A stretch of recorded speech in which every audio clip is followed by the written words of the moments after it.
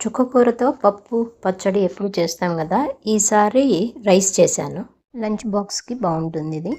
ఈ రైస్ చేయడానికి ఫస్ట్ బాండీ పెట్టి నూనె వేసి దాంట్లో 1 స్పూన్ పచ్చిశనగపప్పు, 3/4 స్పూన్ మినప్పప్పు, అవి కొంచెం వేగిన తర్వాత ఒక 6-7 ఎండుమిరపకాయలు, ఇప్పుడు 3/4 స్పూన్ ధనియాలు, ఒక 1/2 స్పూను జీలకర్ర, 1/2 స్పూన్ మెంతులు అన్నీ వేసి వేయించుకొని మిక్సీ పట్టుకోవాలి. ఇప్పుడు అదే బాండీలో ముందే కడిగి పెట్టుకున్న చుక్కకూర అంతా వేసి బాగా మగ్గించుకోవాలి. నీళ్ళు వేయక్కర్లేదు, ఈజీగా అయిపోతుంది.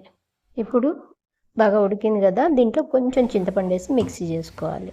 ఇప్పుడు వేరొక బాండీ పెట్టి నూనె వేసి ఇందులో గుప్పెడు వేరుశనగ గుండ్లు వేసి కొంచెం వేయించుకొని, తర్వాత 1 టేబుల్ స్పూన్ పచ్చిశనగపప్పు, అలాగే 3/4 స్పూను మినప్పప్పు అవి కూడా వేసి వేయించుకోవాలి.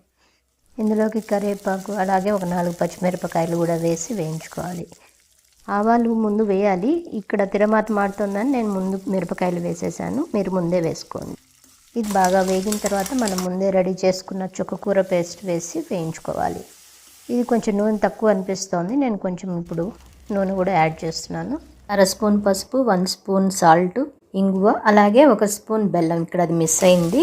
మూత పెట్టి కొంచెం సేపు ఉడికించుకోండి. చూసారు కదా నూనె అంతా బయటకు వచ్చింది. ఇప్పుడు మనం ముందే రెడీ చేసుకున్న పౌడర్ ఉంది కదా, అది అలాగే రైస్ బాగా కలుపుకొని మరికొంతసేపు మూత పెట్టి ఉడికించుకోవాలి. మన రైస్ రెడీ.